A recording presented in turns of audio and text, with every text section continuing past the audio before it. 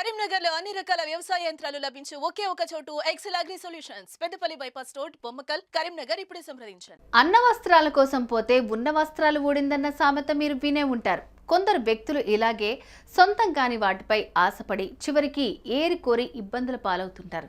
తాజాగా ఓ Swiggy delivery boy ఇలాగే చేశాడు. శుభ్రంగా పార్సెల్ డెలివరీ చేసి వెళ్లేటప్పుడు చెయ్యకూడని తప్పు చేసి ఇప్పుడు తిప్పలు పడుతున్నాడు. దీనికి సంబంధించిన వీడియో ఇప్పుడు వైరల్గా మారుతోంది. ఇంతకు ఈ డెలివరీ బాయ్ చేసిన ఆ కక్కుర్తి పనేంటి, అసలేం జరిగింది తెలుసుకోవాలనుందా? అయితే మీరు ఈ వీడియో చూడాల్సిందే.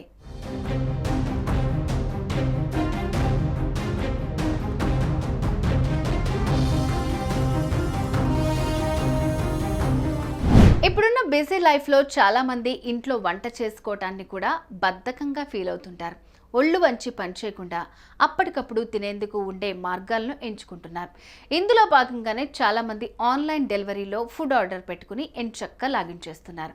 అయితే ఇలాగే ఓ స్విగ్గీ డెలివరీ బాయ్ పార్సెల్ ఇవ్వడానికి వచ్చి ఓ కక్కుర్తి పనికి తెరలేపాడు. దీనికి సంబంధించిన వీడియో ఇప్పుడు సోషల్ మీడియాలో తెగ వైరల్గా మారుతోంది. దీన్ని చూసిన నెటిజన్స్ కడుపుబ్బా నవ్వుకుంటున్నారు.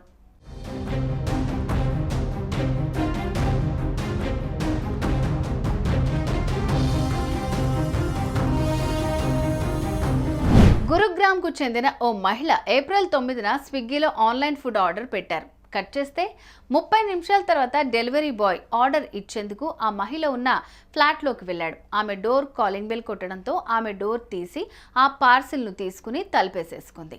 ఈ క్రమంలోనే ఆ స్విగ్గీ డెలివరీ బాయ్ అక్కడున్న నైక్ షూస్ పై కన్నేశాడు. ఎలాగైనా ఆ బూట్లను కొట్టేయాలని అనుకున్నట్లే కొద్దిసేపు అటు ఇటు చూసి తన వెంట తెచ్చుకున్న టవల్లో ఆ నైక్ షూస్ని పెట్టేసుకుని అక్కడి నుంచి జారుకున్నాడు.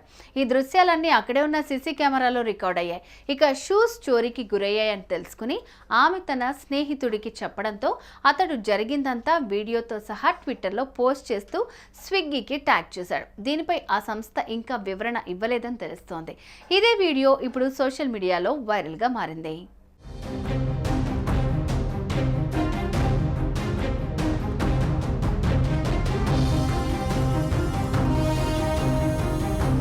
చూసారుగా, ఇలాంటి వారి కోసమే అన్న వస్త్రాల కోసం పోతే ఉన్న వస్త్రాలు ఊడిందన్న సామెత వాడాల్సి వస్తోంది.